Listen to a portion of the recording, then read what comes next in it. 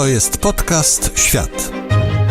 Zaprasza Wojciech Cegielski, korespondent zagraniczny Polskiego Radia.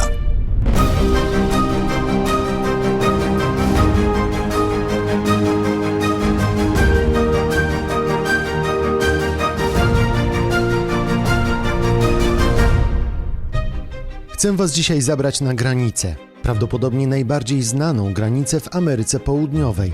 Granicę, która oddziela Kolumbię od Wenezueli i w ostatnich latach stała się jedyną drogą ucieczki dla Wenezuelczyków przymierających głodem w swojej ojczyźnie. Ale stała się także granicą ludzkiej wytrzymałości i miejscem, do którego dotarło prawdziwe zło. Przez granice Wenezueli i Kolumbii przeszło w ostatnich latach kilka milionów osób. Uciekali przed przemocą, głodem i w poszukiwaniu lepszego życia. Ale droga do szczęścia okazała się niezwykle wymagająca i dla wielu zbyt trudna. W podcaście Świat mam dla Was opowieść o wędrówce, którą trudno sobie nawet wyobrazić. Jest środa, 1 grudnia 2021 roku. Wojciech Cegielski, zapraszam na podcast Świat.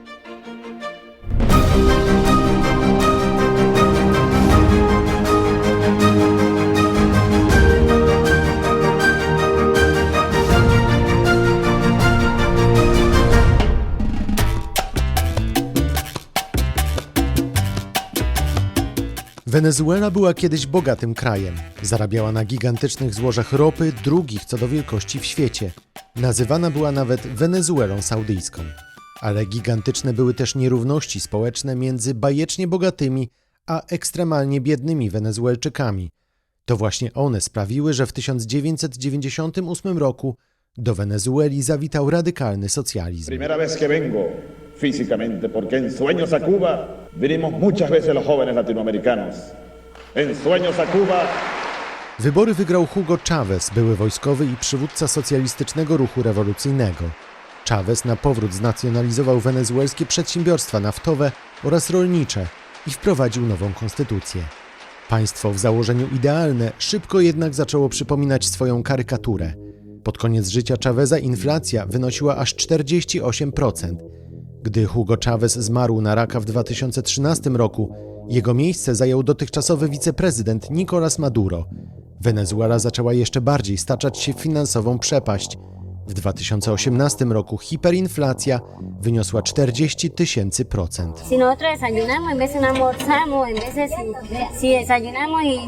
Jeśli jemy śniadanie, czasami nie jemy obiadu. Jeśli nie jemy śniadania i obiadu, to jemy tylko kolację, a potem idziemy spać. Nasze jedzenie to ryż lub miód pitny. To Belen, Wenezuelka, która wraz z 14-osobową rodziną mieszka w prostej chacie bez łóżek i bez dostępu do gazu. W kraju nie ma lekarstw. Ludzie umierają. Diabetycy, chorzy na nowotwory. Idziesz z dzieckiem do lekarza, a tam nie ma nawet paracetamolu, niczego na gorączkę, ból głowy czy wymioty. Ostatnio nie ma już nawet prądu. Wiele osób umarło, a wiele jedzenia się po prostu zepsuło. To z kolei Livia Rodriguez. Brak leków, hiperinflacja, głód i rosnąca z dnia na dzień przestępczość sprawiły, że Wenezuelczycy zaczęli masowo uciekać przez granicę do Kolumbii. Livia jest właśnie jedną z takich uciekinierek. Tysiące osób brały cały swój dobytek i wyruszały w ekstremalnie trudną drogę. Wenezuelczycy, którzy migrują do Kolumbii, muszą przejść wiele kilometrów. Czasami jest to ponad 200 kilometrów, aby dojść do bezpiecznego miejsca, gdzie będą mogli spędzić kilka dni przed dalszą podróżą. Naszym zadaniem jest zebrać fundusze, aby pomóc wenezuelskim matkom i dzieciom przetrwać te kilkaset kilometrów. One idą w klapkach, musiały właściwie pozbyć się całego majątku, aby kupić wózek, jakiś drobny zapas żywności, wodę i wyruszyć w tą drogę do nowego życia, w tą drogę po życie na piechotę. Tak mówiła mi wiosną tego roku Małgorzata Olasińska-Hart z Polskiej Misji Medycznej, organizacji, która wówczas pomagała wenezuelskim uciekinierom.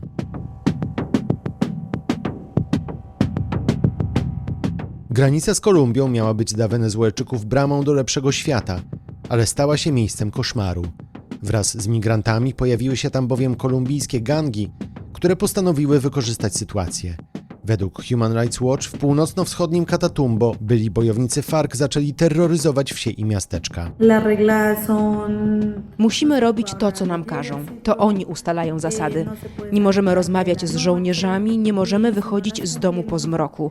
Jeśli ktoś się nie zastosuje, to jest zabijany. A mí me gustaría ir con mi hija, tener tranquilidad. Bojownicy zaczęli też siłą wcielać dzieci do oddziałów zbrojnych, a także porywać ludzi. Yo estuve en una cantina ese día. Siedziałem w barze i nie wiem, dlaczego mnie porwali. Nic nie zrobiłem, nawet na nich nie spojrzałem. Jeden z nich podszedł do mnie i uderzył mnie. Następnego ranka przyjechał samochód, związali mnie, zasłonili oczy i wrzucili do auta. Zawieźli na jakąś farmę. Zorientowałem się, że jestem po drugiej stronie granicy w Wenezueli. Pracowałem tam 7 miesięcy i nie dostałem za to ani grosza.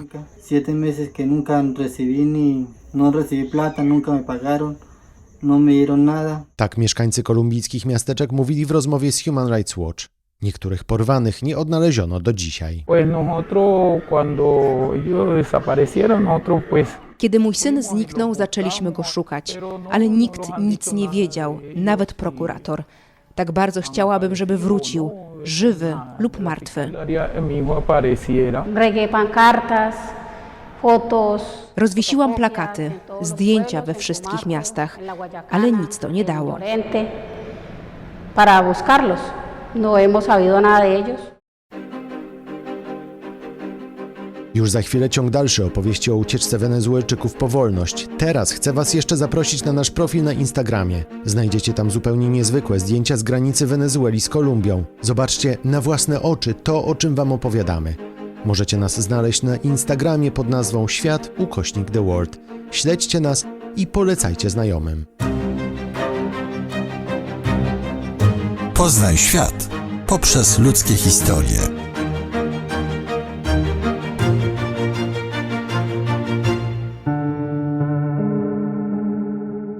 Granica Wenezueli z Kolumbią została zamknięta przez wenezuelskie władze w lutym 2019 roku. Ówczesny lider opozycji Juan Guaidó walczył wtedy o obalenie Nicolasa Maduro, a społeczność międzynarodowa chciała dostarczyć do pogrążającej się w chaosie Wenezueli pomoc humanitarną. Socjalistyczne władze uznały jednak, że byłoby to wsparcie opozycji i zamknęły granice. Rok później szlabany po swojej stronie opuściła także Kolumbia. Powodem była pandemia koronawirusa. Część wenezuelskich migrantów w Kolumbii znalazła się w potrzasku, bo straciła dochody i nie miała za co żyć. De los arriendos que los rendatarios nos echaron. Właściciel mieszkania, które wynajmowaliśmy, wyrzucił nas. Musieliśmy wracać do Wenezueli, bo inaczej mieszkalibyśmy na ulicy. Z Bogoty tu do granicy szliśmy na piechotę 5 dni. Boimy się, co się stanie, gdy przekroczymy granicę i znajdziemy się z powrotem w Wenezueli. Boimy się zwłaszcza o naszego małego synka. Más que todo por nosotros y el pequeño que tenemos. To Mauricio, który wraz z rodziną musiał uciekać ze stolicy Kolumbii. Y estas personas pues no van a respetar la cuarentena. Ellos lo que van a salir es... Ci ludzie nie mogą siedzieć zamknięci w domach. Oni nie uciekają z Kolumbii z powodu koronawirusa, ale z powodu głodu, do którego doprowadziła ich pandemia. Tutaj albo umrą z głodu, albo zabije ich wirus. Porque los va a matar el hambre o los va a matar el coronavirus. Podkreśla Orlando z jednej z kolumbijskich fundacji zajmujących się migrantami. Część Wenezuelczyków wróciła do kraju nielegalnie przez pola. Inni utknęli w prowizorycznych ośrodkach na granicy, jeszcze po kolumbijskiej stronie. Nie chcieli wrócić do kraju, bo bali się zemsty wenezuelskiego wojska. Moja rodzina została wręcz zmasakrowana. Służby uznały, że to są bojownicy FARC, a to normalni, uczciwi rolnicy. Human Rights Watch szacuje, że między 2016 a 2019 rokiem wenezuelskie służby bezpieczeństwa zabiły około 19 000 osób, tylko za to, że te, tu cytat, nie chciały podporządkować się rozkazom. Aresztowały też 15 000 osób, które w więzieniach poddawano torturom. Weszli do mojego domu, pobili mnie, związali i wrzucili na ciężarówkę. Spędziłem wiele dni w więzieniu, w nieludzkich warunkach. Cela miała jakieś 3 na 5 metrów i nie miała okien. Było w niej 38 osób. Nie wiem, dlaczego mnie zamknęli. Tak w rozmowie z Human Rights Watch mówił Jairo, jeden z więzionych Wenezuelczyków.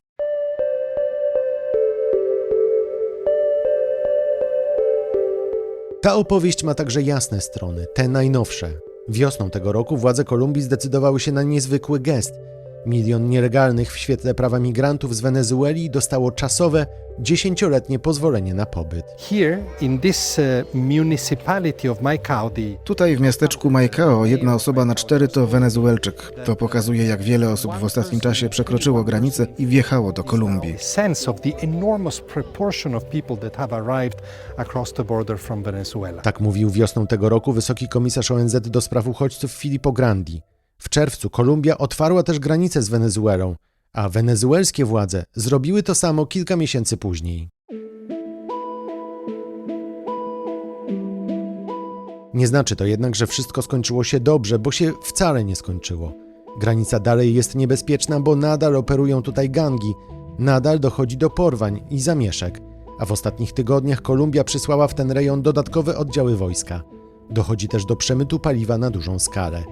Nikt nie wie, kiedy i jak zakończy się dramat Wenezuelczyków.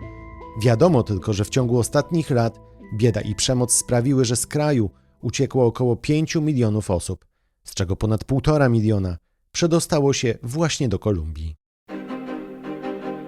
To wszystko w tym odcinku podcastu Świat. Przypominam, że premierowych odcinków możecie słuchać w każdą środę na stronie podcasty.polskieradio.pl oraz na innych dobrych platformach podcastowych Spotify, SoundCloud, Apple Podcasts, Google Podcasts i Stitcher. Zapraszam też do polubienia strony na Facebooku Świat_The World i do subskrypcji kanału na YouTube, także pod nazwą Świat The World. Tam oprócz środowych podcastów w weekendy znajdziecie również premiery filmowe. Zajrzyjcie też w zakładkę Społeczność na YouTube i zostawcie tam swoje komentarze, oceny i przemyślenia. A za uwagę dziękuję już Wojciech Cegielski. To był podcast Świat. Do usłyszenia w kolejnym odcinku.